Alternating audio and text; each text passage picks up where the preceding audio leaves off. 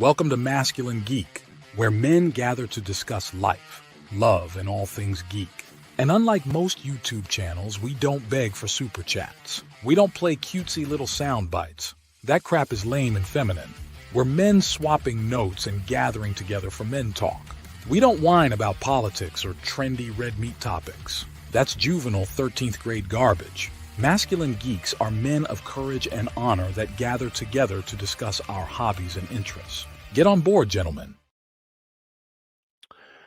Get on board, gentlemen. So, welcome to another MG Friday Night Rogue broadcast. Welcome. Thanks for having me. Absolutely. I figured I'd throw it out to the D&D group. What's up, TJ? You're muted. I'm at the point where I'm ready to just destroy technology. What happened? Well, the mouse breaks. I got to go get another one. Doing the whole setup with the mics, because it doesn't just naturally set up to default. And then I'm dealing with all this crap in the house. Yeah, I know. It's crap in the house. Well, yeah, I'm trying to replace light bulbs, and it's like the sockets are shorted out or something. The sockets. What the hell is it? Because of the age of the house and the old setup you got? Well, some of the stuff, yeah, but the other stuff, it's like, no, there's no reason why it should be out. So I don't know. I'm kind of not. I'm just ready to bring out the kerosene lamps because their sockets don't go out. The sockets don't. Yeah, seriously. This is where I get pissed off. Like I have a century-year-old kerosene lamp that works fine, right? But absolutely, that's the way to go. It's the ceiling fans, the fan lamp, light fixtures. Mm-hmm. Those are the one of those in my place. I hate them. I hope they all die. Well, it's weird because if you want the light, you wind up with the fan on, and you got to figure out which drawstring to pull. Yeah, well, the fan works, and like, the fixture. What the fuck? Yeah, the light fixture doesn't work, but the fan does. I'm like, I don't really care about the fan in the kitchen. Oh shit! I don't. That's Noble. He's broadcasting live from Japan. What's up, Noble? I am in a grocery store that they have in the train station. We're about to hop on the board train here in a few minutes. Nice. And I was just checking. I saw your invite, and I was like, I should pop in and say hi to the boys from Tokyo. Absolutely. So, cheers. Yeah. So that's cool. How's the trip so far? We are having a blast. The place is awesome. You guys all need to come to Japan at some point.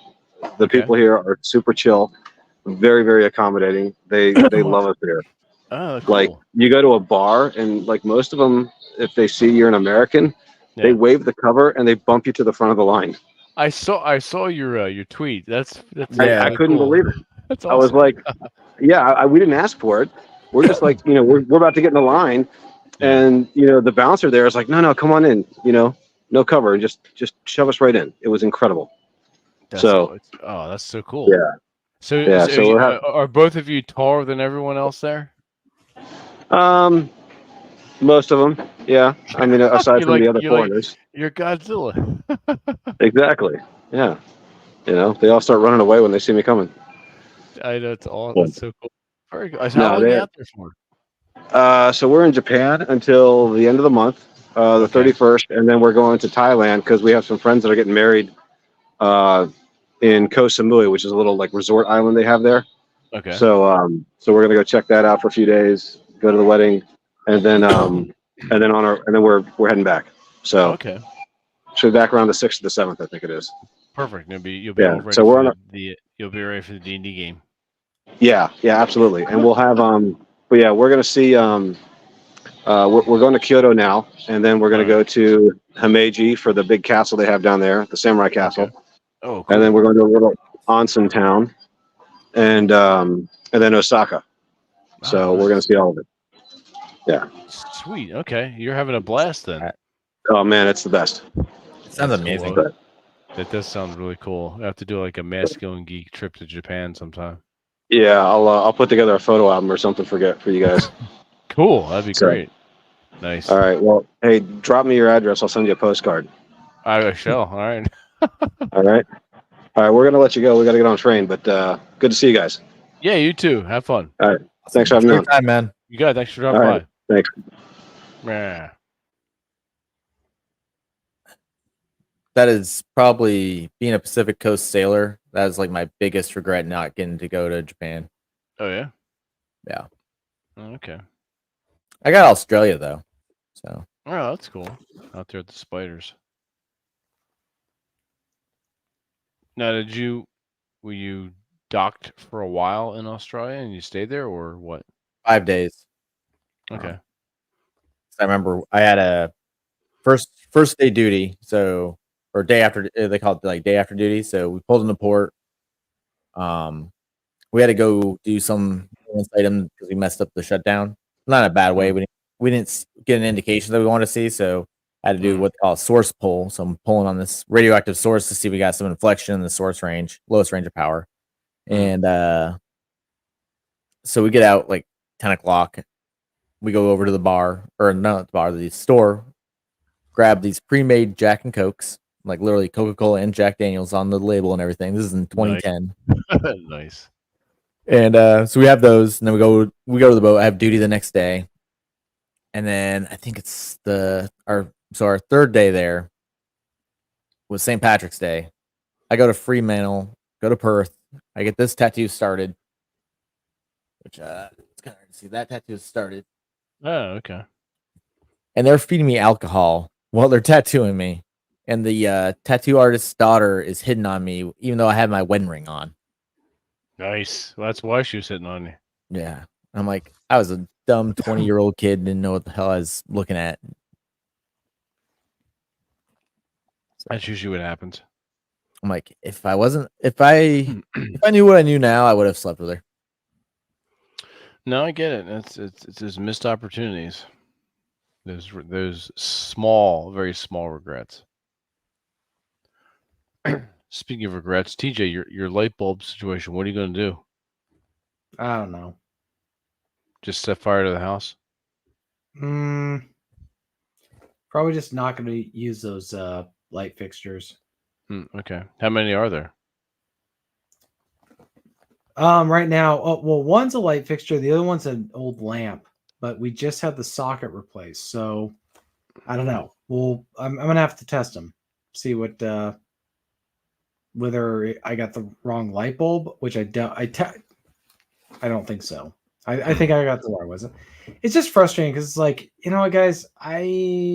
When you have 3 go out on the same day. At the same, it's just like you wake up and you go to turn stuff on and it doesn't work. It's like, if I want to know what this is like, I'll go to the Philippines like Aaron Clary. I think that whole he just did everything wrong. Just did everything wrong. Like if MLD bailed him out. What was that? I think MLD had to like bail him out. That's What? fucking awesome. What? I did not know that. Yeah. John Hogg had to like, because he was already in the Philippines, like had to go bail fucking Cappy out. like out of the jail or some shit. That's awesome. Like I think the payment with the hotel, it was something Yeah, deal with the hotel. He was talking about that. Yeah. Oh my god. Yeah, he failed to mention that part. Yeah, that's rather embarrassing. He's not gonna say anything about that because it's like it speaks very unfavorably to him. It reflects discredit upon the We're gonna have to. man. Okay, we are gonna have to give him crap about that. I'm gonna put aside his video saying that Michelle Obama is hot. We're putting that aside. It's you went to the Philippines. Well, Aaron Clary likes chicks with dicks. I was gonna say he must be gay now. Yeah, It's I like think so. you went to the completely Philippines true. without cash and ran out of money. Stupid ass. At least he didn't get an interesting story out of it. Well, true. That he hasn't told anybody yet. He just complained about it online. He blamed everyone but himself. Typical. He goes to the third world, complains that it's third world. I know, seriously. Didn't Matt Forney spend like a couple months in? Yeah, he wrote Philippines? a book about it. Did he not consult with Matt Forney first before he went? Well, it's like he didn't consult the Great One before buying a freaking camera. No, is the Great One a camera guy? Yeah. He even did a whole podcast on it where he's like, Cappy, why did you not talk to me before you bought a camera? Philippines is the Spirit Airlines of vacation spots. Well, that's where the chickens come from, that's for sure. Oh my God. I've been drinking all day. I'm still on this first bottle of wine. This is the tail end of it. I think I have maybe. You've been drinking all day and you've only gone through one bottle. Well, I've been writing at the same time. If you check my Twitter, you understand what I was doing. So I've been writing and reading and drinking, and I've been drinking steady. There's an art to drinking, especially if you do day drinking. It's very slow and steady. So you enjoy the buzz and you gain the benefits and you don't reap any detriments. So that was I had a snack with this when I was at the vineyard, and then I had one meal. So my caloric intake is fairly low, despite the fact that the majority of my calories are coming from this wine. And then before I go to bed, I'll probably have a protein shake, a whey protein shake with egg whites. So nice. Exactly. So it was a good day. It was probably in the mid 80s, low humidity, not a cloud in the sky, nice blue sky, an impossibly blue sky, as I like to call them. And the traffic was a bit rough because everyone's going down to the shore for the weekend. They're hitting the coast. So the trip to the vineyard took a little longer than anticipated, but I got there around a 1:45 and stayed till about 4:15. Nice. Yep. Got about 640 some words written on the new novel. Oh, nice. Yep. That's the so that'll be the second Laserdisc novel. That's where you and I and Rob go on vacation and wind up running. Well, I'm not going to say what kind of monsters we run into. So it's a good action adventure in cosmic horror, a la H.P. Lovecraft and Robert E. Howard. Isn't that the one that you're talking about with the detectives in like the 1950s? Correct. So the first one's done. That'll be coming out this summer on the anthology, and that's the main arcing title is Laserdisc.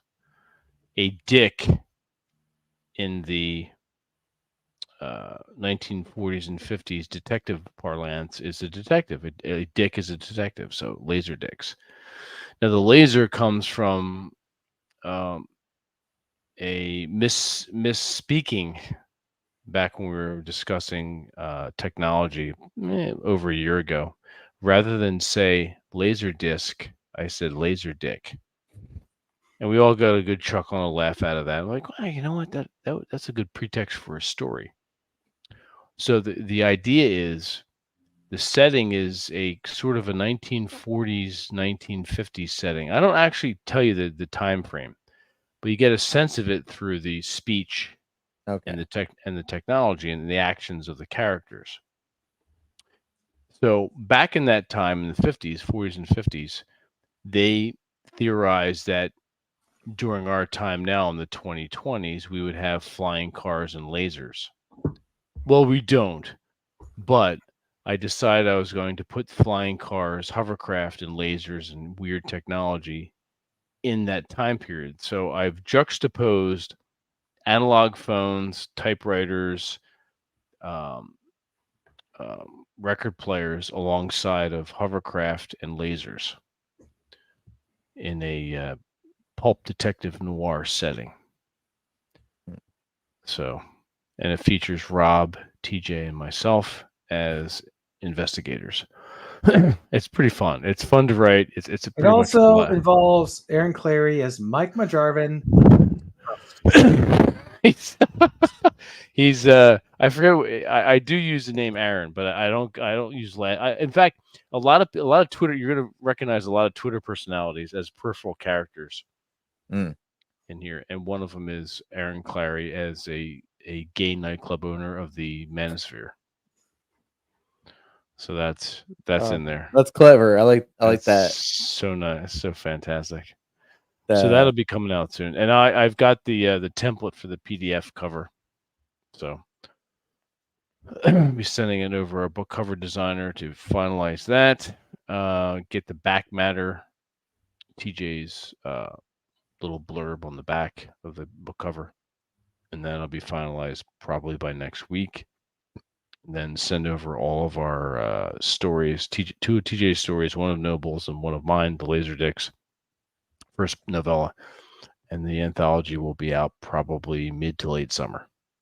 So finally, yep, At it'll be last. good. So the idea is to have an anthology every year. Nice. Yeah. So yeah. So we'll take probably for the next one, we'll take one open submission. Like if someone wants to say, hey guys, I'd like to submit a short story or a short novella, we'll take one from the general public. Other than that, it's just Noble, TJ, and I doing our stuff. Mm. Yeah. I like that idea. Thank you. Yeah. Yeah, it's been a long time coming. Kind of like But- Aaron coming out of the closet. It took a while. It just, guys, I could do this all week.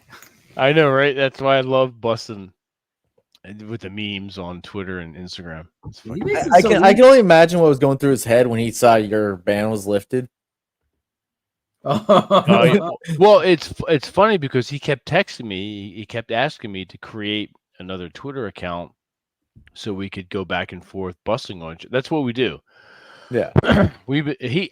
It's funny because I was talking with Paul Bauer about this because he wanted to know how this all started, and it goes back even before Masculine Geek. We started following each other on Twitter back in 2012, 2013. And then I didn't even think of doing anything of the sort of like gay memes back and forth. It's funny, but so he had posted one on Facebook. This is when I had a Facebook account for when I was involved with the Lovecraft E-zine. And it pissed my buddy John off, but I thought it was funny. So that's how it got started with Facebook. Shots fired on Facebook. So I hit him back on Twitter with some shit. So it goes back and forth with Aaron and I. Yeah, what's up, Eric? Then you catch him saying things on like Rule Zero that are like $20 is $20. Shit. I know that's one of my. I didn't think that would take off as much as it did, but I created that. Oh my god, like 3 or 4 years ago, and I didn't think it would have such a big impact as it has, and I'm proud of myself for that one. But the idea is to come across strange headlines and then pull out the photograph of the person in the headline and superimpose Aaron Clary's face in it, like the how I stopped online dating and started fingering my own ass one. Oh yeah. That came across my Twitter feed years ago. I'm like, all right, this is complete Aaron Clary mocking fodder. So I do have a folder on this laptop that's named Aaron Clary. Oh no. Tomfoolery, yeah. It's got all kinds of shit. So I have me. So I don't care what he comes up with. I have memes for days. Just all kinds of weird fucking headlines. I have ones for years. I'm sure. No, you're pretty good with them too. I know you can't post them, so I have to like post them for you. But I if I can, I'll give you credit. That's how dank they are. I know, right? You gave me one that was pretty funny. I'll post that. I have that waiting in the wings. What's up, Bacon? I haven't seen you. It's been a while. Oh no, actually no. You were on one of the last D&D games. Next week, next week, next week, this coming Wednesday, we've got Drew Bay's game, and we have Thor playing. He's playing a barbarian. AJ helped him out to create his character. Yeah, that's a fun process. Just like I had to get I know Thor's having a little trouble with his treatments and everything. Like his eyesight's a little shoddy right now. So I'm like, okay. I can at least roll the dice. I know he's still recovering from some of the treatments, so his energy's down. Oh, okay. Yeah. That's Alright, cool. why I kind of volunteered to do it. Plus, we all knew he wanted to play a barbarian, so and I already had he cannot play anything but a barbarian. Yeah, it'll be fun. Oh shit! Now, what's your idea? I know it, but tell the audience what your idea is. So let's give them a teaser. Okay. So the idea of bringing in Thor, you want me to just give like the little thing that I wrote off? Yeah, go ahead. Yeah. So it's pretty much Alright. like I think it's my character Sigismund, and I think it's Noble's character are waiting on one side of the tavern. Look, as you guys are inside the building looking for Sled, Yes. and I see this older broad dude sitting there with like some robes on. I'm like, I wonder if he's a barbarian, fellow barbarian, because like I don't know how Drew had it set up, but it's like kind of said the older barbarians are in the town because there's a moot, and that's why like the circus captured me because it's coming down for the little moot to decide who the next leader of the barbarians in the area is, and I have that blessing on me still from that's right. Yeah. Robert's character. Yeah.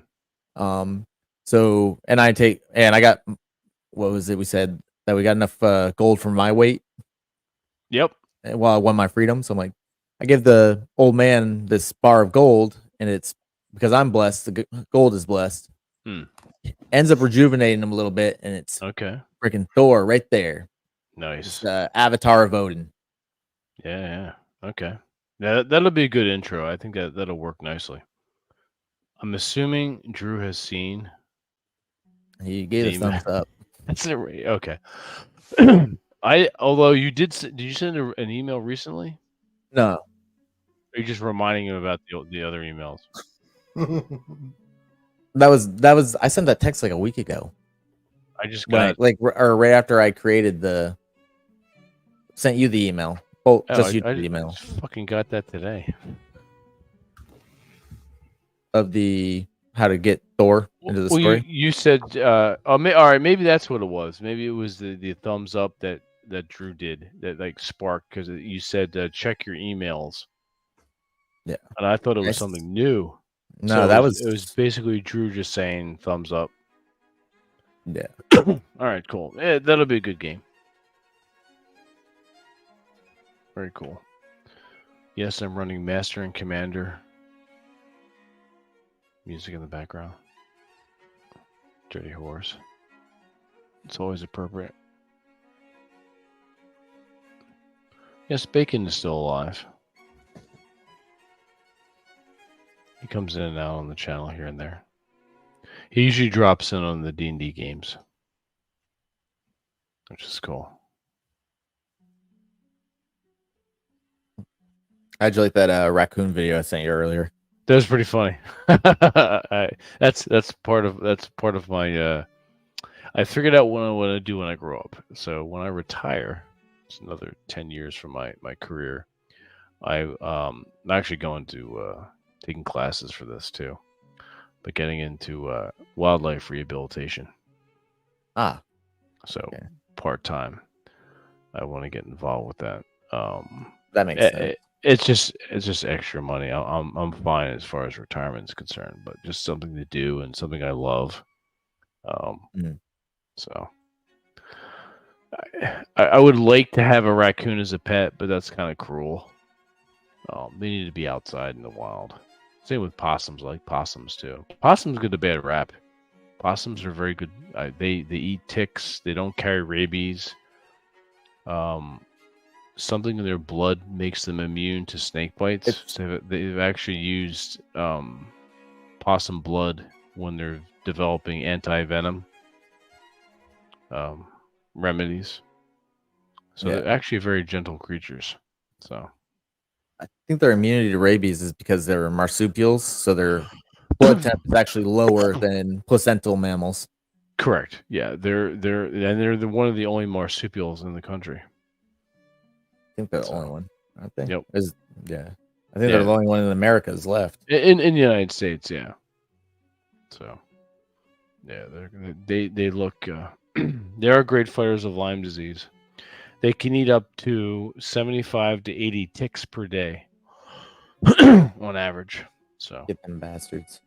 they're fucking awesome. Don't get me wrong, I would love to have one as a pet, but they would better serve us out in the wild doing their thing. That's kind of cruel. So, but rehabilitating them is that's fine, especially if you come across babies or you have you get a call from someone who has squirrels or raccoons in their attic. Yeah. That'd be kind of cool to go and retrieve them and get them out and get them back to the wild. That's very appealing to me. So that's my my part-time retirement job. I can respect that. Raccoon, squirrel, and possum retrieval. Yeah. So that'll be another fun adventure. You're not that old, Bacon. How old are you? Or are you like TJ, one of those old men in a young man's body? No. No, you don't think he is? No. No, only you. You're like 85. I'm getting younger every day. You're Benjamin Buttoning it. Yeah. You know what I haven't seen in a while? I have not seen rabbits in a while in my area. You guys see rabbits? And now that I think about it, I haven't seen any rabbits at work. And like where my I'm at work, there's like all last year, there's a crap ton of them. Yeah, I don't know if the population around the area is dying or just I haven't just be where I'm at is rabbit free because of the hawks and the fox. I do feed a fox too at night. I leave out some actually I leave out commercial rabbit meat for the fox. It's weird though. Hunters in New Jersey had let the DEP, the Department of Environmental Protection, know that they hadn't seen bobcats in a while. This is in the 90s. So the DEP was questioning that, so they decided to do a study and research it. And they found, wow, there's no wild. The bobcat population is practically nothing here in Jersey.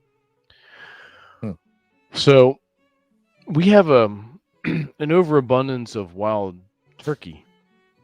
And Maine, the state of Maine, noticed that and said, hey, we have an abundance of bobcat. We'll trade you our bobcat for your turkey. So they helped replenish our bobcat supplies, as it were. Kind of cool. And we helped with their wild turkey population. It's funny. It's just bobcat and turkey across state lines. Nope. RICO laws take effect. I know, right? Somebody gets arrested. Chris, I forget where you at again. You got a lot of rabbits. He's down. No, that's not who I thought it was. I thought it was Megatron for some reason. No, Blake is down in Virginia or some shit. North Carolina or Virginia. Charlotte, North Carolina. Okay, that's good. I'm glad the rabbit population is still flourishing in North Carolina because I haven't seen hide nor hair of any rabbits here in Jersey. I'm sure they're around, but I just haven't seen them. Not even as roadkill. The spring peepers, the frogs are out now. I'll start seeing them, and I'll start seeing toads jumping around the pavement in the evenings, the humid evenings here in Jersey. Yeah, I usually see about one or two dead possums a week down here in DFW. Oh shit! So you got a huge population of possums. Oh yeah. Damn. I used to have one like live in the garage at my house. That's awesome. Did you let him live there? Because me and my ex, we made her cat an outdoor cat. So in the wintertime, I keep the garage door cracked open to at least have them have a nice little warmer area to stay at. That's why the possum came in. Yeah, possum's like cat food and cuddles with the cat. Okay. Was it friends with the cat? Oh yeah, the cat was cooler with the possum than with the dog. That's awesome.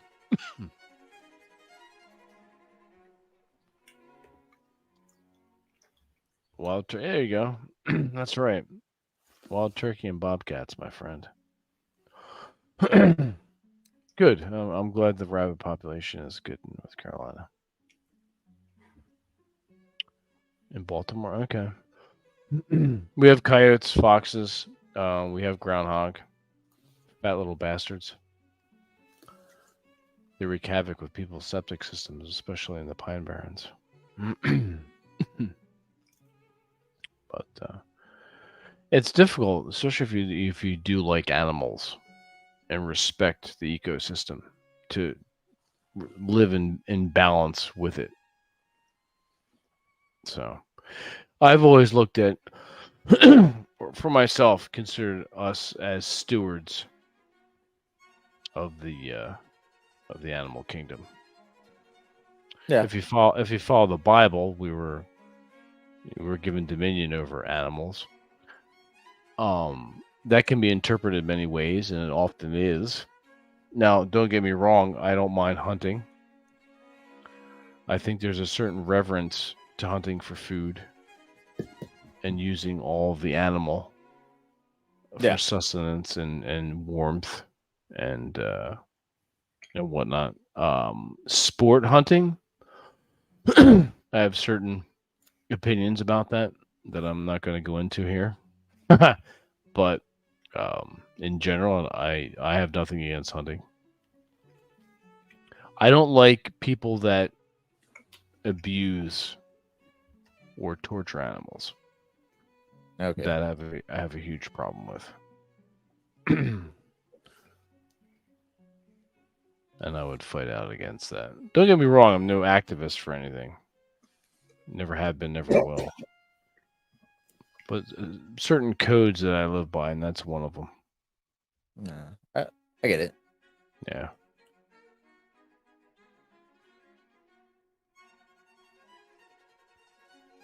Speaking of animals, how your dogs? You guys have dogs, right? How they doing? She's crashed out in the daybed. Nice, just kind of sacked out. Yeah. Nice. Yeah, I do the apartment living, so having a dog is cruel. Yeah. Yeah. I mean, I feel bad because of my 12-hour shift. She's in a crate. Oh shit! Yeah, that must be annoying for her. Yeah. So like when I'm home, I try to leave her out of it as much as possible. That makes sense. Take her for walks and whatnot, obviously. Yeah. Yeah. Is there good space to walk around your area? Yeah. So I got a park right behind my house. Behind my neighbor. Behind my neighbor that's behind me. But it's got a third of a mile trail around it. So that's cool. 3 laps, you got a mile.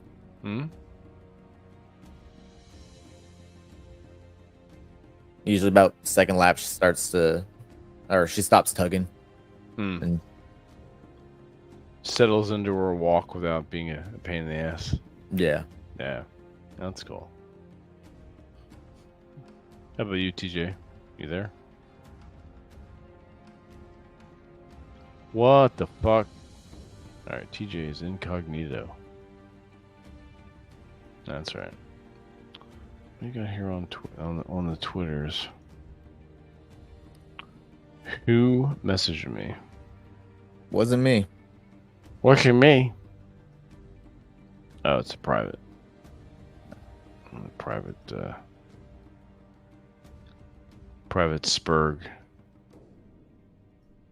channels. That's funny. Oh man. But yeah, so next Wednesday is the Drew Bay game. Enjoy it while you can, because June, July, and August were, with the exception of one Wednesday a month, we are taking off. Masculine Geek is going on vacation. We may do twice. We'll see. But standard for June, July, and August, one broadcast a month. Those other Wednesdays that we do not have a show, we'll probably have a video essay from the Masculine Geek Life website. That's by either TJ, Rob, or myself. That will broadcast live. Well, not live. We're recorded, but go out live on 9 p.m. Eastern on those Wednesdays that we're not broadcasting. So a little something to whet your appetites and keep you guys occupied. And then in September, we'll be coming back at our normal broadcasting time. Time for a little break.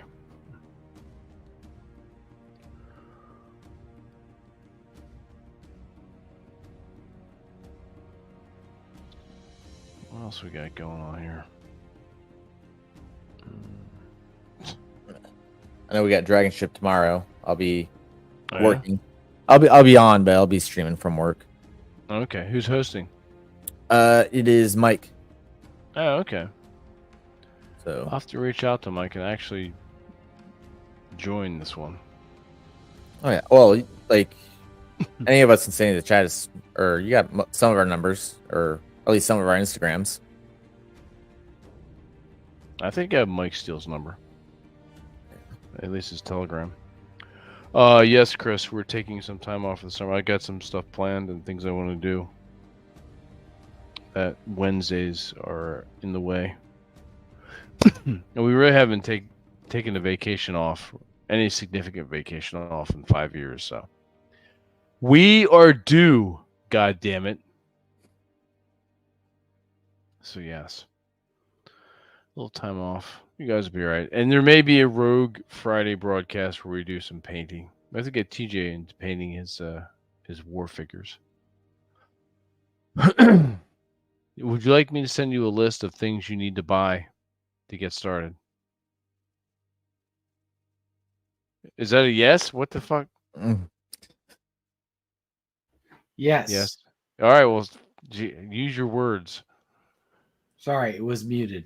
Oh, okay. I will go ahead and send that to you this weekend. Some basic paints and stuff that you can use to get started with that, so you can join us for those streams. They're very sedate, relaxing streams. I need to finish up that piece still. Which one? This one. Oh shit! Which one is the camera? Yeah. Oh, that's cool. That looks really. That's good base colors. That was a lot of washes Oh, yeah? too. Yeah.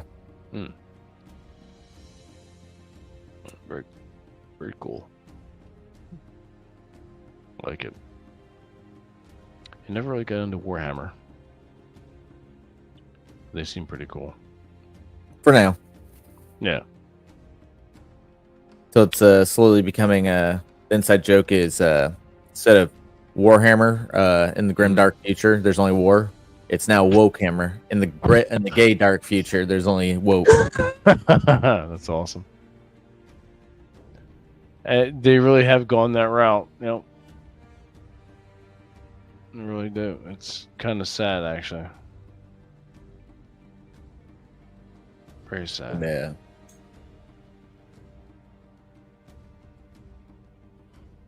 Yeah, I've never. I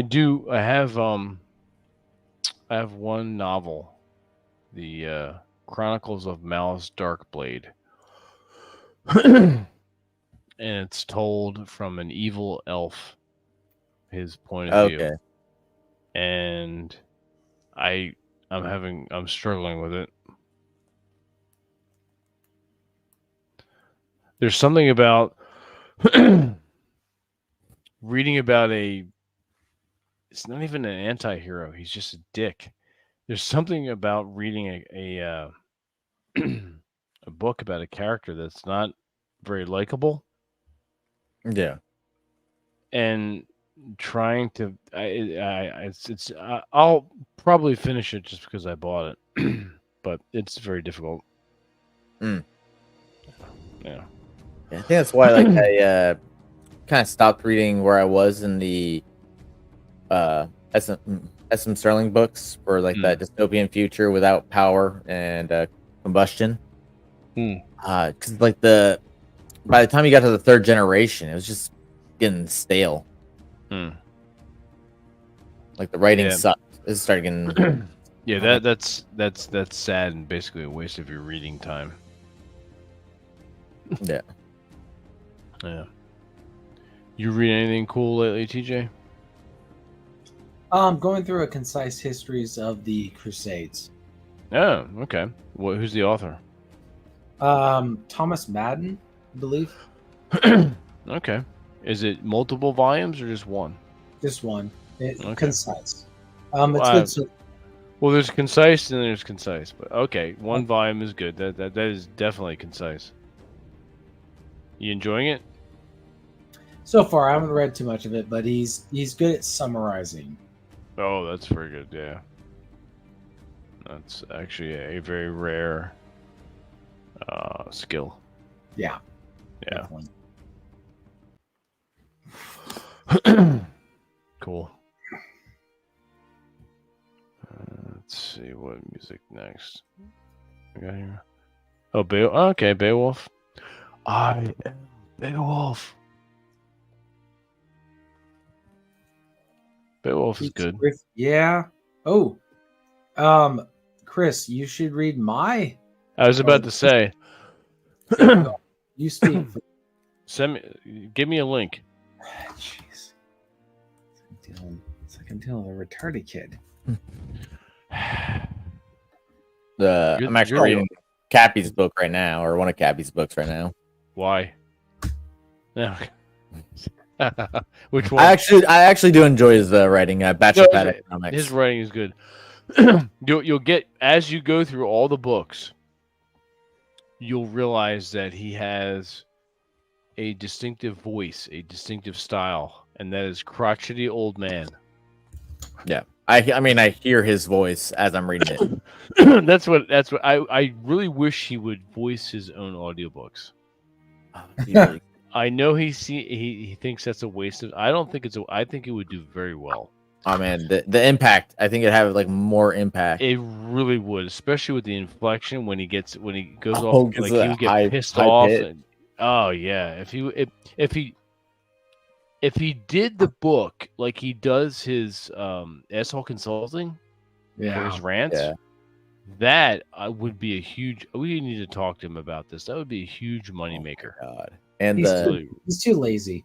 Or the episode 0 with when Ryan was being Wendell and like Cappy's just getting mad. He's like, "What the fuck, Ryan?" Oh yeah.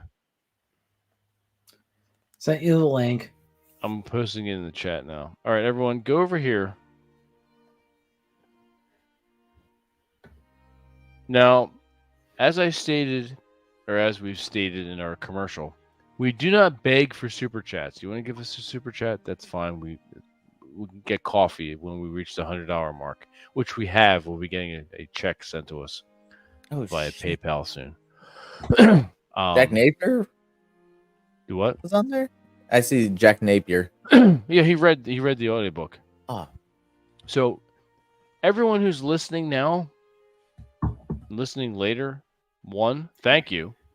2, go pick up TJ's book now. It's inexpensive. It's the cost of a super chat. And I don't want to hear anyone complaining about money. Done. If you cannot afford this and you're sending super chats to other channels, you're a dick and a douche and a loser. Yes, I will fight you. Microphone abuse. You sons of bitches. I did both for TJ and Jack. Exactly, and Jack does a so he sent us a sample when he was working on it. He wanted to know what we thought. I'm like, wow, you're spot on. You're perfect for this book. So he was meant to do the narration for this novel. Correct. Yeah. So Jack is perfect for the ambiance. So pick that up, go buy that. And more importantly, not only is your support needed for independent authors. A review, please. You dickheads, stop being lazy and drop a review. You don't have to get all esoteric and deep and paragraph upon paragraph, because let's face it, nobody wants to read that shit. Leave a 4 to 5 star review. If you didn't like it, then obviously you choose the star that is appropriate to your liking or disliking. You leave the review and you leave a sentence. That's all you need to do. You can do that in less than 10 minutes. So I don't want to hear any bullshit from any of you. Yes, I'm ranting. I'm channeling Aaron Clary right now. You faggots. Go buy the book. Yeah. Hey, I can blame it on the alcohol, so Yeah. what's everyone else's excuse? None. Exactly.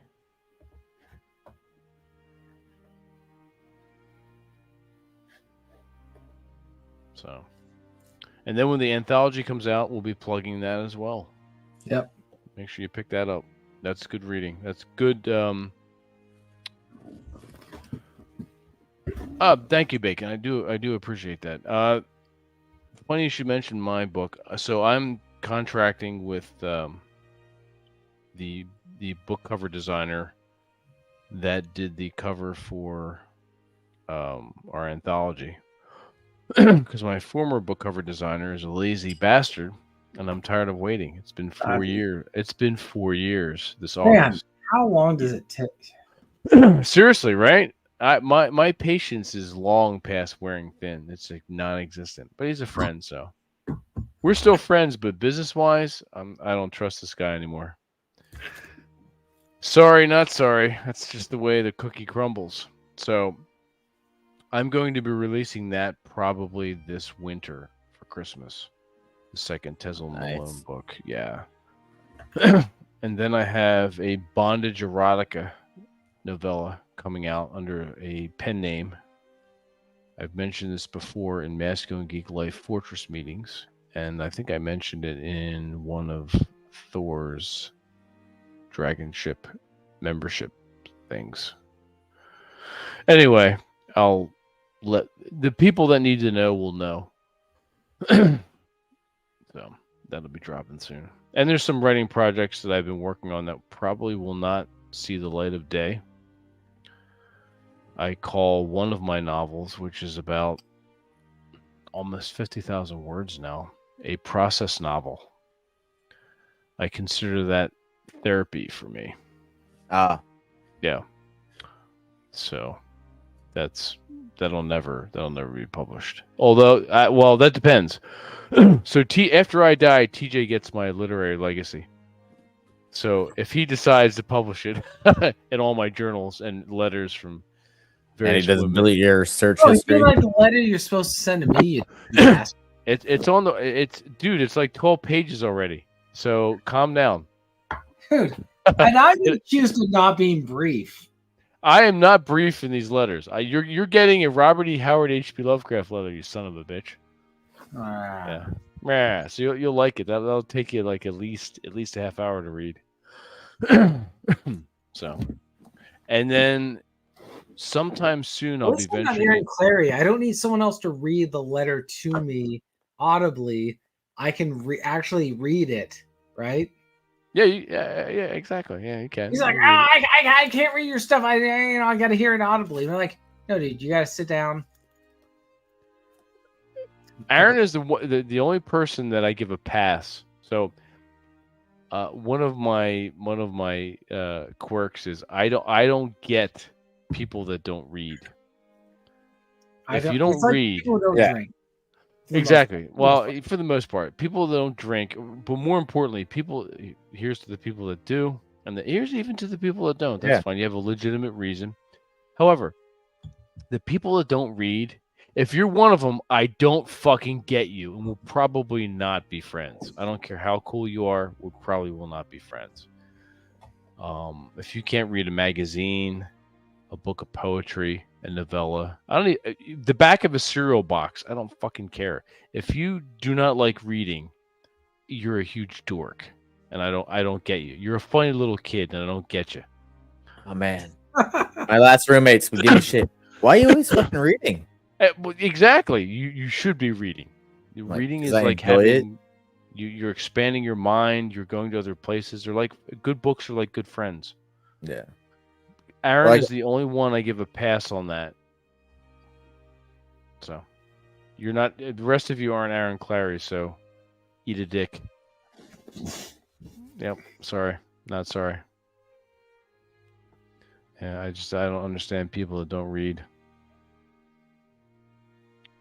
Aaron gets a pass because one, he's our friend, and two, he listens to audiobooks of our works. So He's also gay, so we gotta. he gets a bit. He is in fact gay. Do coloring books? You can't read a coloring book unless. All right, if it's I know Mick the Biss is if he's watching or watching later. The masculine geek coloring book has been delayed. So, but yes, you get a pass, Bacon. You've been a long time. You used to be a Masculine Geek Life subscriber. We've met you. We've hung out with you. You've been to Masculine Geek meetups. We met out in Salt Lake City. You get a pass. Yeah, you're the coloring book counts. Yeah, it depends though. Do you color in the lines or are you like? Do you color in the line? Here's a question. This is going to determine whether or not we kick you off this channel. Do you color in the lines, Bacon? Do you do your best to create art within that coloring book? There's.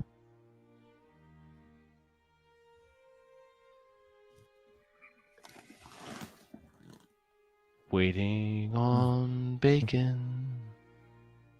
Like waiting for that Jeopardy music to kick in. Do, do, do, do, do, do, do. He apparently has trouble typing.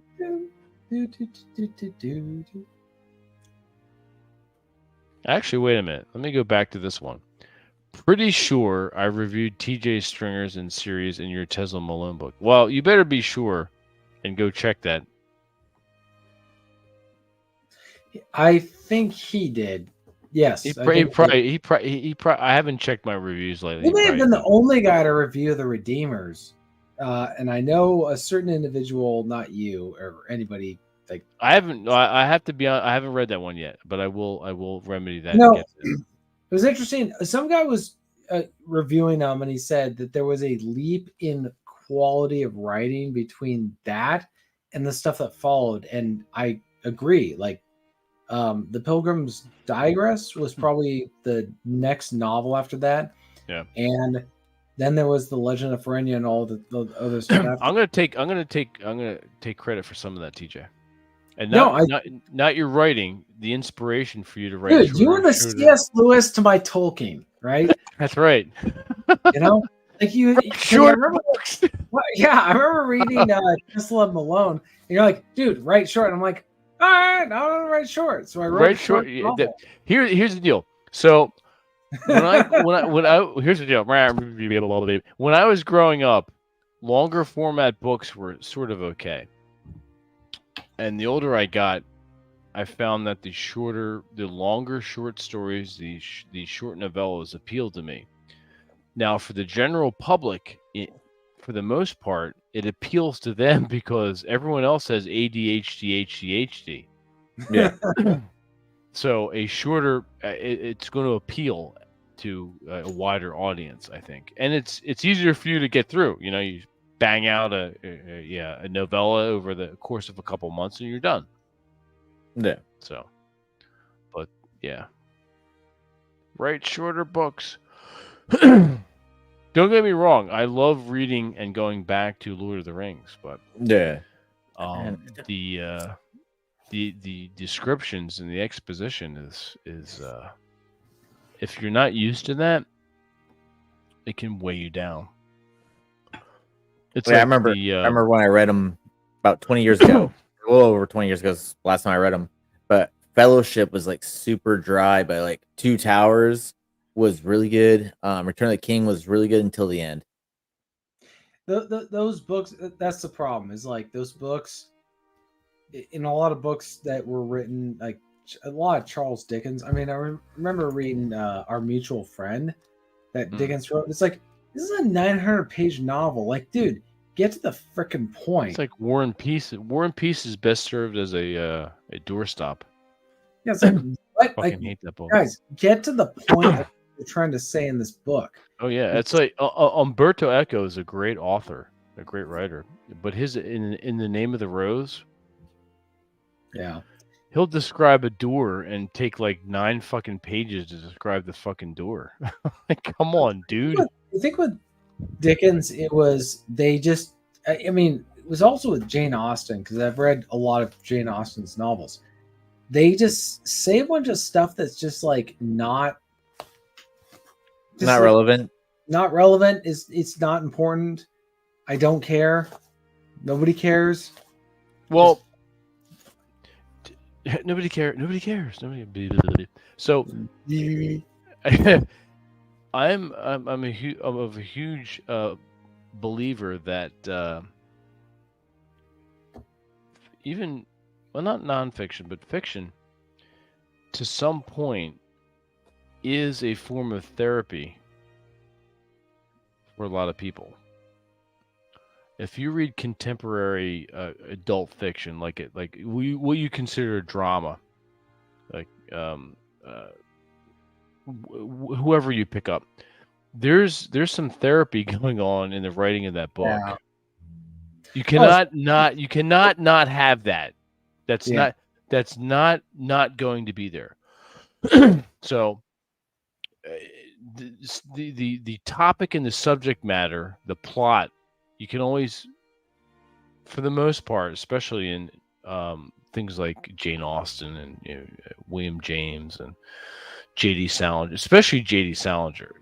J.D. Salinger, I mean, The Catcher in the Rye was complete therapy for him. Oh yeah. In the horrors he withstood in World War II. That's exactly what that was. So nothing against that, but the reader has to wade through that and be aware of that. You're reading someone's therapy. Thank you. You also kind of see that in To Kill a Mockingbird as well. Yeah.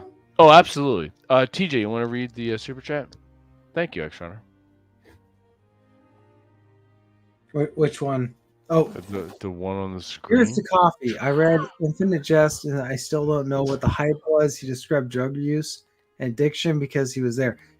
I've never read Infinite Jest. Wasn't that published posthumously though, the Infinite Jest? Or am I thinking about something else? And thank you for that coffee. Yeah, thanks, coffee.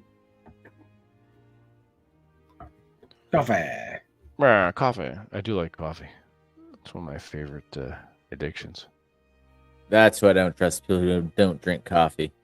That too. Yeah, I do drink. Well, here's the deal. How do you drink your coffee? Depends. Okay. What's your favorite way to do it? I usually just do like at home. I just do grind it myself and then put it in the pretty much like a percolator.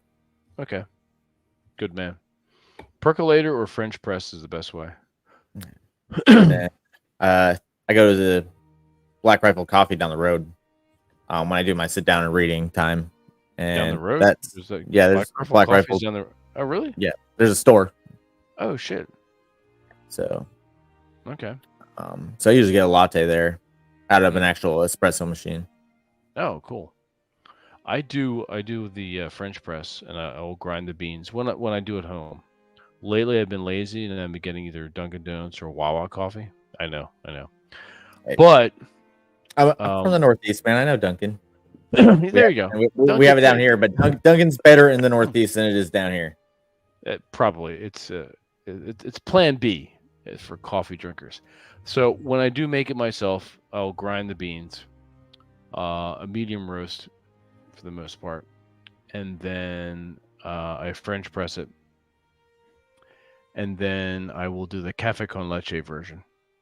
Okay. I'll heat the half and half up in the saucepan and add my for the most part, I'm not a candy eater. I don't imbibe a lot of sugar except for my coffee. I'll use raw sugar in my coffee. Yeah. So I'll put that in the I'll stir that into the hot milk, and then add that. It's a dessert. It's a beautiful breakfast dessert. The coffee and I the gotta try making that sometime. oh, it's so good. I'll send you a recipe. Okay. A Hispanic girl I was dating a while back. Her mother taught me how to do that. That just sounds good. Yes. Cafe con leche. Cold brew. All right. No cream and no sugar. You are a communist. I have to ban you immediately. No, I will not ban you. But I it's funny. I've tried cold brew's not bad. No, I will. It's funny. I will buy cold coffee, iced coffee, but coffee that's been left out Mm, and gets cool, and then I try to drink it. It's ass. It's disgusting. yeah, There's a huge I agree. difference, right? I agree. Yeah. Exactly. So I do like iced coffee, iced obviously black coffee, iced. But for some reason it's too bitter when it's warm. Yeah. No, I usually use like the stevia or whatever the heck it's called. The Oh, the stevia. stevia. Okay. So like that, and even like at Dunkin' Donuts, if I do like a large iced coffee with cream and that, it's only 180 calories. Yeah, it's not bad. It's pretty light. You get like a medium to large coffee. Yeah. Yeah. For the most, I cannot do, and I've said this numerous times. Starbucks coffee is Oh, boiled, no. boiled pencil Ugh. shavings. Ugh. Now, the only time now there's a Barnes and Noble near me. In fact, I wrote some of my stories at Barnes and Noble. Like having the swirl of humanity around me as I'm writing. Mm. Sometimes, I will get a what the hell is it called? It's a mix of coffee and hot chocolate. A mocha. Cafe mocha. Yeah. I'll do that. That Starbucks purchase is fine, and that's the only thing I'll do. Even their Yeah. blonde roast is just boiled pencil shavings. Yeah. Yeah. I mean, I know they're starting to come down from the north, but Tim Hortons is actually, I think, even better than Dunkin'. Oh yeah? Yeah. Huh. I'll have to look into that. Let's change up the music. And actually, I get ready to go. I still got to go to work in the morning. Oh, okay. So appreciate you having me on. Yeah. Oh, we're at the hour mark. Yeah, we're gonna sign off soon. Absolutely. Good to have you on. Yeah. See you. Good. Have fun working, and we'll see you on Wednesday. Oh yeah, and also tomorrow on all the channels. Oh Mike yeah. is hosting I'll. Yeah. Dragon shit. Your Mike is hosting the Dragon. What time is that? 12:30 Central. 12:30 Central. Okay. I'll reach out to him and see about hopping on for a little bit. Yeah, you're more than welcome. Like Thor's told me to tell you that. Cool. Thank you. I appreciate that. And good having you on again once again. Thank you. All right. Have a good night. Yeah. Peace. Yeah. And then there were two.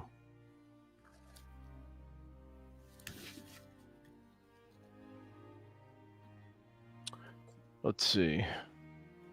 Let's put on Smokin' Oakum. We'll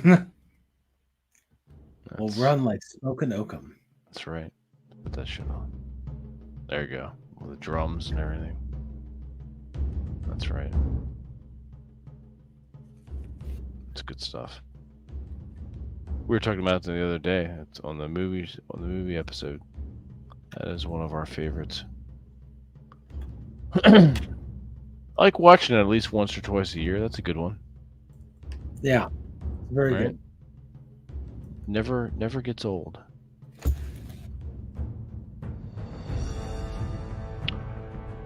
Oh, it's a little loud. We are gonna pause and play a D&D commercial for you. Hang on, since we're doing a rogue broadcast, let's be very rogue about it and do this. All men are geeks. Stop denying it, you bastards. And some of us are tabletop role-playing game geeks. Join us for some non-SJW, non-woke, non-PC bullshit, old-school advanced Dungeons and Dragons. At least once per month, sometimes twice, we get together with Dungeon Master Rollo Tomasi and Drew Bay for some dice slinging in the world of Dungeons and Dragons. If you're tired of the woke assholes that abound in tabletop gaming, these sniveling, overly sensitive, easily offended dipshits, then be sure to tune into Masculine Geek Advanced Dungeons and Dragons. We're not politically correct. We're raw, unfiltered, and uncensored Dungeons and Dragons gamers. Get on board, pussies. We're making history. No broads allowed. Get your own game, ladies. Spurgs and tards need not apply. Spurgs and tards need not apply. It's always good rule. Let's tone that music down a little bit. There we go.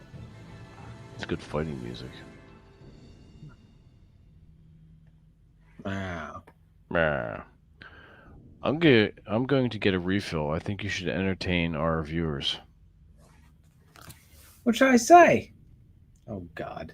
I don't know. Make some shit up. All right. Well, truth be told, Vince spanks men. He didn't want me to say anything. He didn't want me to tell anything. But that's kind of what happened. And when I found out about it, I was like, kind of queer. Little weird.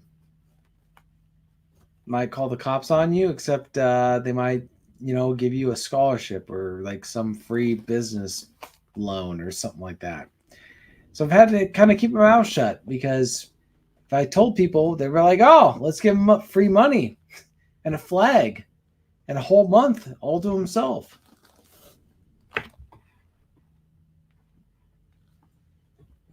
So that's all I have to say about Vince's spanking men.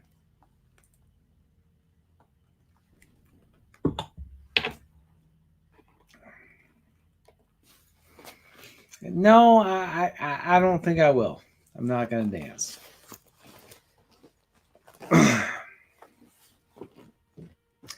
We're just going to wait here.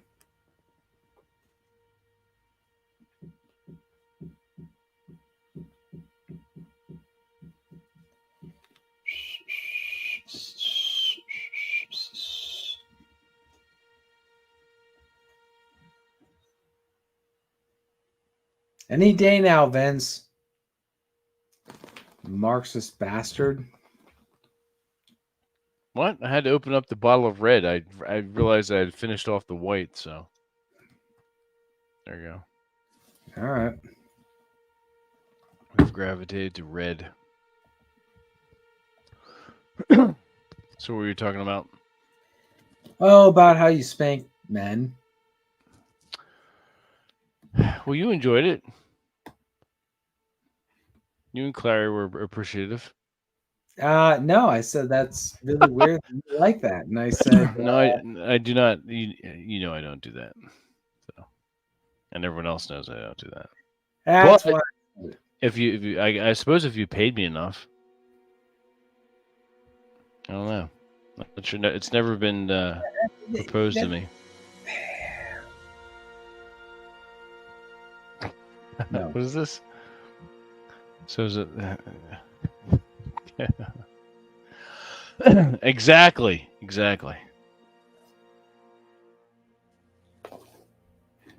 of weirdos. You're the one that brought it up, not me. Just pointing out.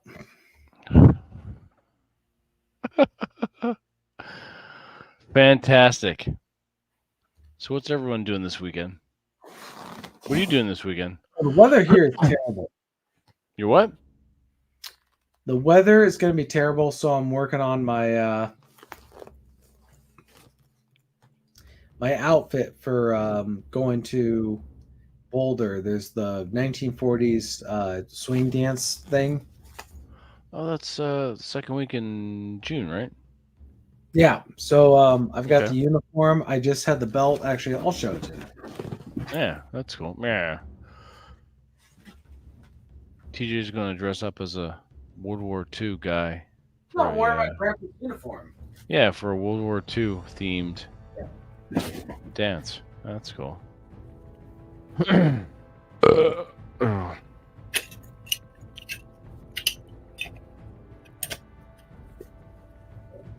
Ah, cool. This is the belt that was So all. that's what you beat beat men's asses with, right? Don't deny it. No, that Anyway, no. so No. you had the full uniform. Is that the jacket in the back there? No, actually, the jacket's down here. I'm trying to get rid of the curry smell. The what smell? My grandpa was stationed in India. Oh, okay. Hello, TJ's grandfather was stationed in India. Yeah, so this is the uniform right here. Oh, cool. You fit it. You fit in it, right? I fit into it enough and no more. So, Okay, but nice. it still has the curry Comfortable. smell. So, Still has it. That's actually quite amazing because that's been like what 60+ years. 80. 80, yeah. I'm bad at math, especially when I've had something to drink. So Yeah. that's, to be honest with you, that's admirable to the Indians. Why it should be banned. It is strong, that's for sure. Cheers to the curry. Yeah, I put it in a briefcase with a bunch of like sweet smelling tobacco to kind of try to. No. You want to get rid of it? Go out and buy about 6 cans of whole bean coffee. And what I told you to do with books that have the smoke smell, Oh, okay. place it in a very large container that you can seal, like one of those under the bed Tupperware things that you put clothes in. Yeah. Fill that with coffee beans and leave that for about a week, and I guarantee you will not have a curry smell. That's right. I'm using an Indian accent.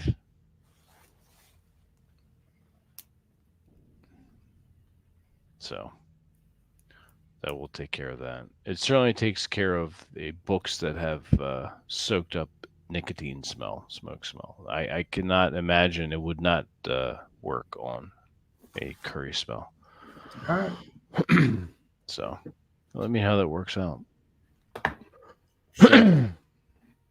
Oh shit. So well, that's cool. So you're gonna take care of house stuff this weekend. Yeah, probably. Okay. I do not have that problem. It's going to be a very nice weekend. And I will be out and about on the motorcycle again tomorrow. So, have you gone out lately on your bike? Just once. The weather has been awful. Your area is very weird with weather. Yeah. Yeah. So,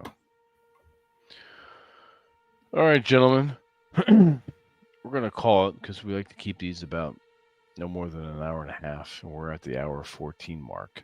So, we'll take a few final questions in the chat if you do have any for the Masculine Geeks here as your hosts. We'll do a couple minutes. Ask us anything within reason. Don't get perverted, bastards. And we reserve the right to ignore you. But anything within reason, we'll answer.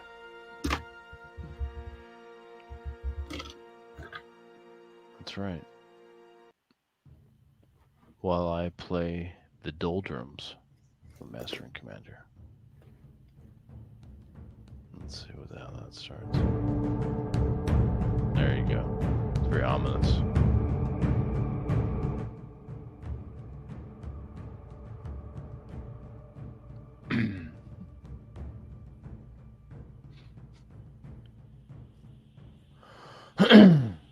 Favorite shoes right now? I have two. I like a Chelsea boot, and I like an Oxford, a wing-tipped Oxford with the broguing on it. I'm going to send you a site that these boots are. I've given these out as recommendation for. They don't have stores, so there's no middleman. And these handmade boots are phenomenal. So let's go.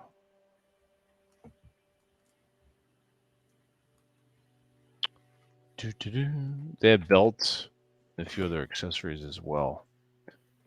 So it is called the Thursday Boot Company. You may or may not see this come across your Twitter or Instagram feed. They're phenomenal, and they're very reasonable. Check them out.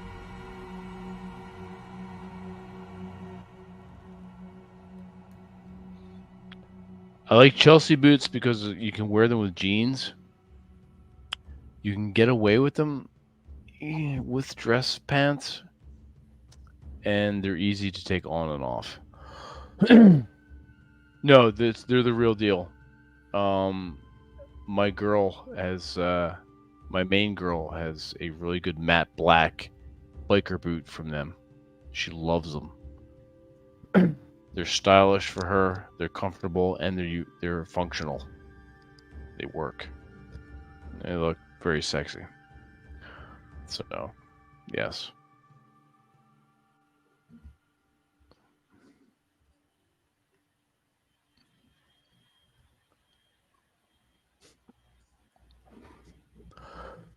There's another company in New York that's they're bespoke shoes, so they're made to order. They're expensive as fuck.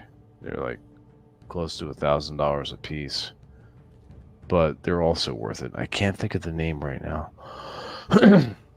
I'll do my best to talk about that next time we have a Rogue broadcast. But shoes are important. I like shoes. I think a guy should have decent shoes.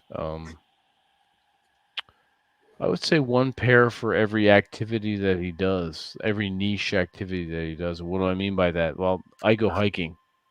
You've got hiking boots, one or two pairs of hiking boots, a low profile hiking boot, and a higher profile hiking boot to protect your ankles, especially if you're going to backpack.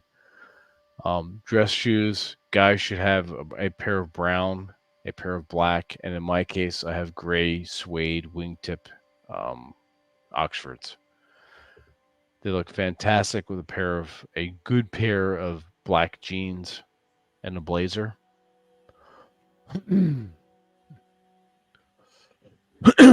What am I reading right now? Holy shit. I've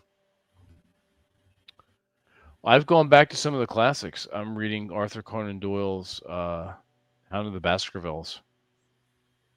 That's one of the things. You can't go wrong with the classics. That's for sure. I'm making my way slowly through The Story of My Life by Giacomo Casanova. I think there are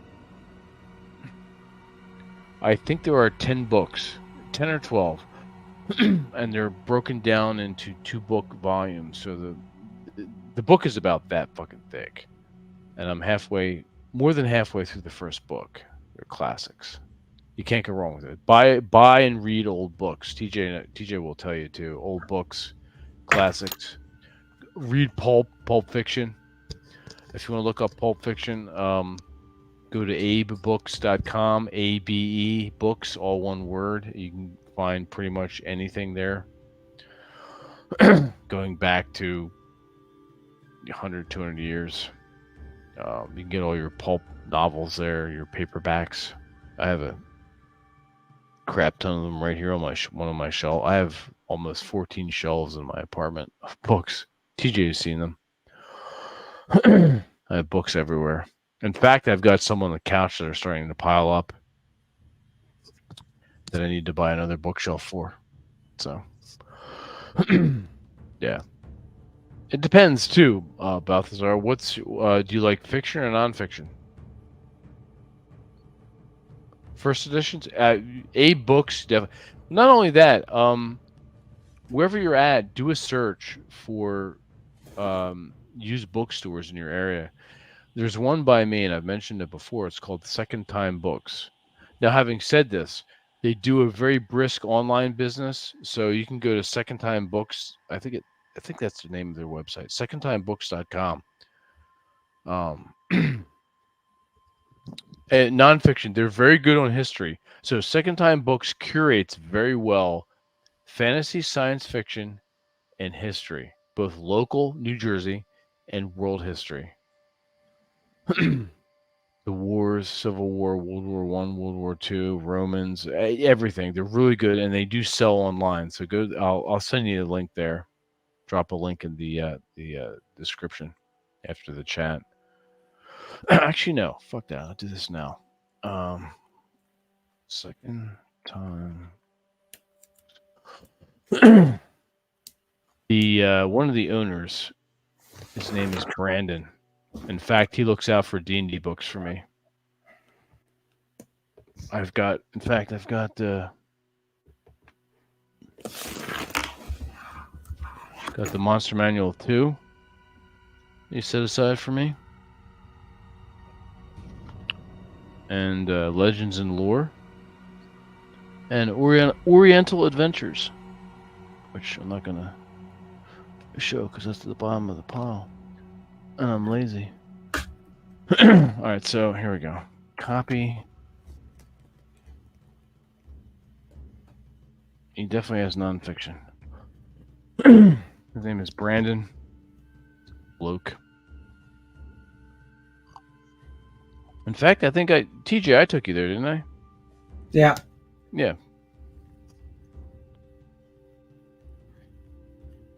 It's in this little town. It's like a little log cabin. It's really nice, and I like to go there around Christmas time after work when it's cold outside. And there's a lot of places have their fireplaces going. You can smell the wood smoke, and I'm in the bookstore. It's nice and warm and cozy, and you're looking for books. It's fantastic. Have your coffee or hot chocolate with you. You're just book searching. It's fucking awesome. Yeah, the classics, nonfiction. I have a couple of Teddy Roosevelt's that I'm getting through. His autobiography.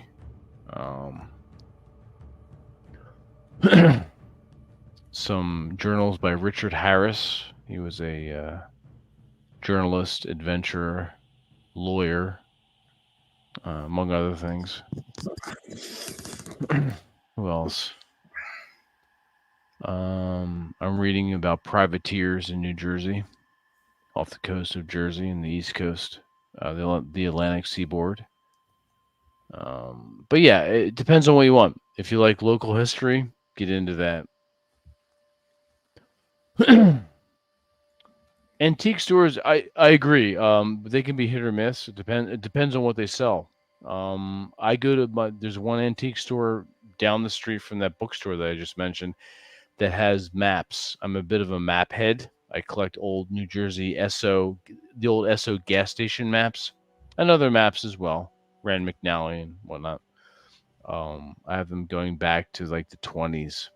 It's cool to get an old map from your state and look how the landscape has changed over the years.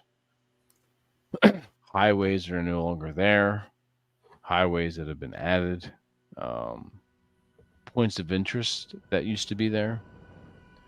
As you get older, you'll find the phrases used to be is more prevalent in your thoughts as the landscape of your youth starts to change. It's very sad. I mean, it happens. And it's sad. But I looked at, so there used to be an old racetrack in South Jersey, the Atlantic City Speedway. and it was an old wooden racetrack, one of the nation's oldest racetracks that was wooden, and that existed for a few years. And if you look at old aerial photographs of the area, the pineland forests that are prevalent there now were not there in those old photographs. Just blasted waste, just like ripped apart, just flat. And I guess if you lived during that time, you'd say, "Oh shit, they tore down all these trees. What are we going to do?" Well, time and Mother Nature has a way of remedying that. And if you go through the area now, there's hardly a trace of that racetrack. If you look on Google Earth and you look around the area, you can see the outline of the racetrack in some of the satellite images off of Moss Mill Road in South Jersey, in the town of Hamilton. But things change, whether we like it or not, and the Earth doesn't care. So the impact that we have on it is actually, I wouldn't say minimal, but it's not as much as we think it is. So librarians are good. Yeah, they do. I was there once, Library of Congress. That's a rather slightly intimidating building. Fun, though. Good place to visit. Go at least once and check out the Library of Congress. I was there back in 2018. The winter of 2018, actually. It's kind of fun. It was unseasonably warm, I remember. Libraries are good for old books. They still carry old books. I've been getting into some of the old horror stories and scary stories of my youth. The Alfred Hitchcock collections. Alfred Hitchcock Presents. Alfred Hitchcock was a director. Some of the old bastards in the chat will know what I'm talking about. Some of you younger guys may not. One of his claims to fame is North by Northwest, The Rear Window, Psycho. Psycho is a big Alfred Hitchcock production. But he also produced, or at least did the introduction to some of these horror short stories for young adults in the 60s and 70s that I used to get from the local library when I was a kid. So I'm feeling nostalgic and a bit sentimental, and I've been purchasing them for myself. How about you, TJ? Is that the only thing you're reading? Is the Crusades? I mean, I've got a few books that I want to read. A lot. I inherited a lot of Civil War books. Oh, did you? Yeah, a ton. And they're all nonfiction. Some of them are direct memoirs of people who actually lived during the time. So I'm kind of going through them slowly. But that's cool. They're good. I mean, a couple of them are really good. I enjoyed the writing style. One of the things I like about them is that they're not trying to write a great novel. They're just telling it like it is. Yeah, so they're not exactly. So they're fairly straightforward, and nothing against this is not a reflection on like either cause, but like the Southern writers have been by far the most engaging. I mean, there was one guy who wrote what was like being I think part of the Army of Northern Virginia, but like he was just talking about stuff like I found fascinating. Like he was talking about how in the initial part of the war they had all this stuff, and then it goes, okay, revolvers take too long to reload, we don't want them. Extra pair of clothes, we don't want them because it's just too much stuff. So he's talking about like practical stuff that goes on in war. You say, hey, I'm going to wear one pair of clothing and we're going to just wash it whenever we get a chance. Yeah. And, he quoted a lot of letters that his dad wrote him at the time. And like, you really get an idea of like what kind of people you're dealing with.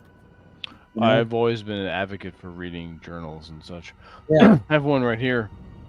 This is called The New Gentleman of the Road. It's a guy that walked across country, across several states, starting in New Jersey. And this is a signed copy. Cool.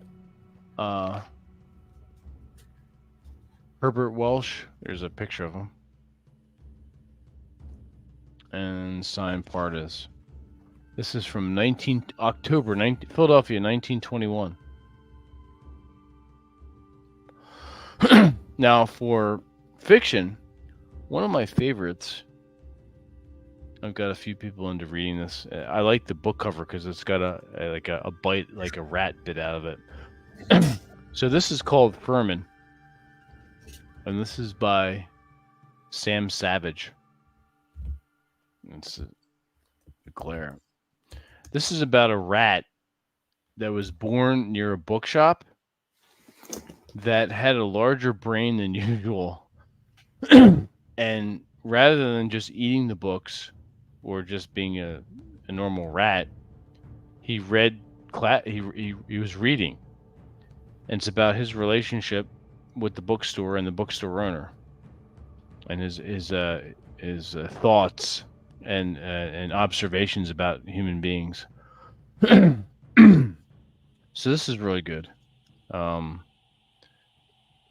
It's funny. My main girl, she in the process of making me an authentic Gettysburg quilt, she had leftover fabric, so she made me a Furman stuffed rat, to put on my bookshelf.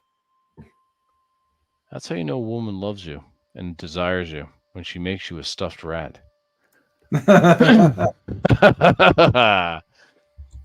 Too funny. But so what else?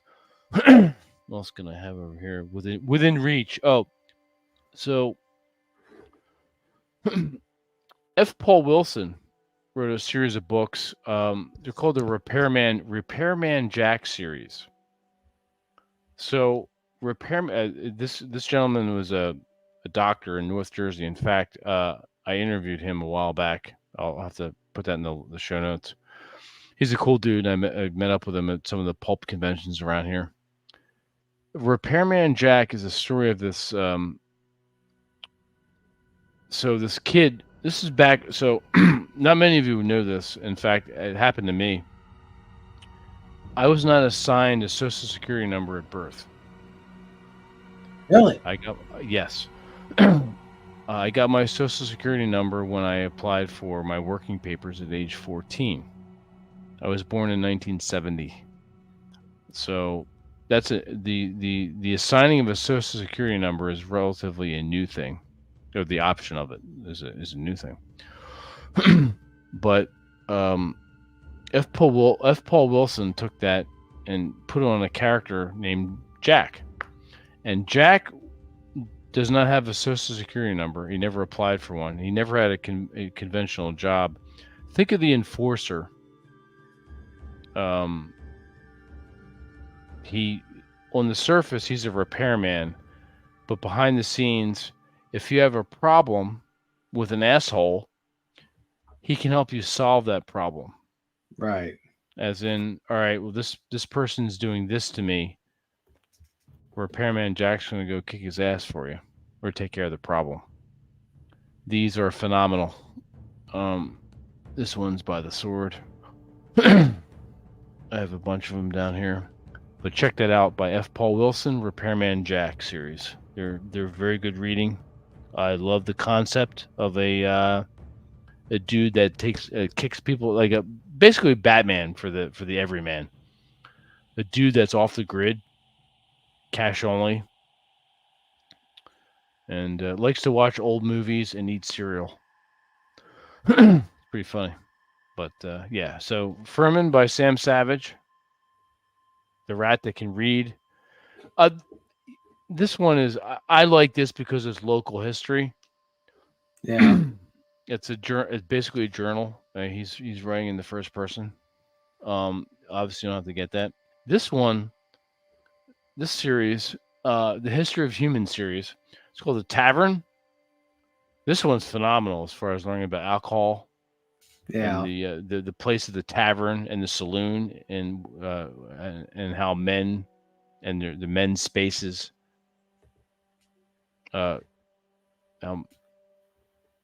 men did business in taverns and everything involved in the history of such in the saloons and the history involved going pre-prohibition, going back to the Revolutionary War times and Civil War. So this is really good. You gotta send me the link to that book. I want to read it. I'll do is I'll definitely send that to you. Anyone who's interested, check the show notes in the next couple days for this episode. Or if you're interested and you want to connect with me personally, just go to masculinegeek@gmail.com. What else do I got here? Within reach. Within the reach. Shit. Got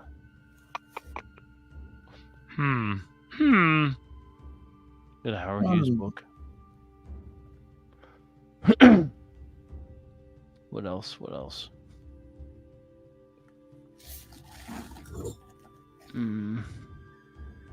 Nothing else worth mentioning.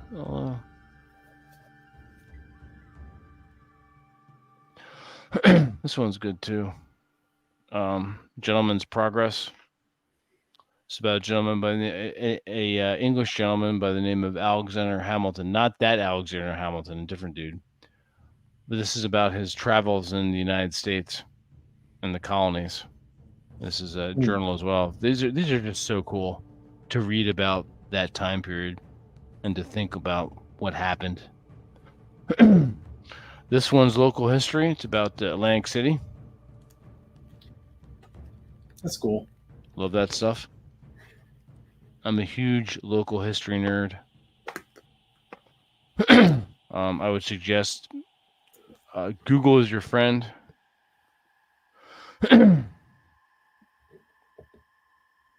Well, Nick, you would know you are the master of the Jizz protein shake.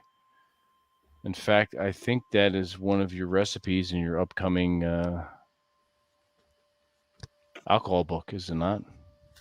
Or am I mistaken?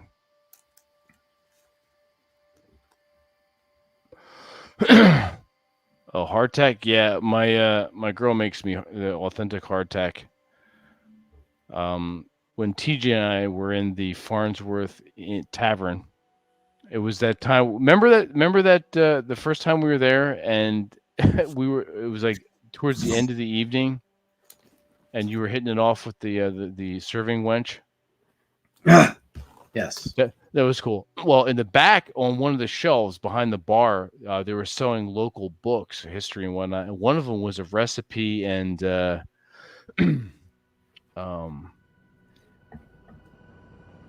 just like a paraphernalia book for for women during that time period for cooking and sewing. I picked it up for my girl. That's how she got the idea for the pattern for the quilt that she made for me. But she got the hardtack recipe, and she makes me hardtack. So interesting. That shit's fucking crazy. I'm like heating up some bone broth and dipping the hardtack in it. Fucking break your teeth off. That shit's no joke.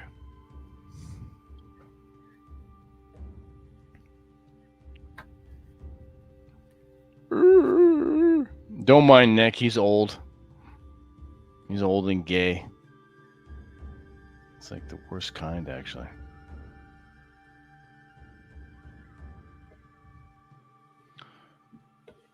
Have a good night, Bacon. Good seeing you. Stop in on Wednesday when we do the D&D game with Thor and Drew.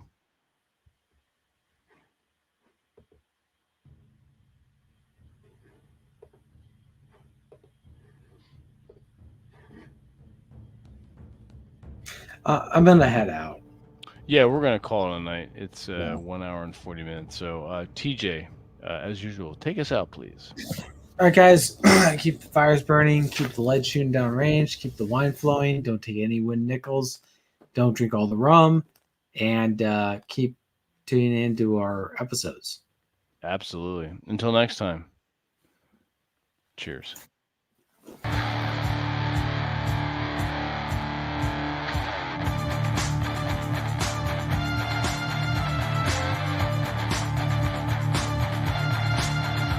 Karen Clary's gay.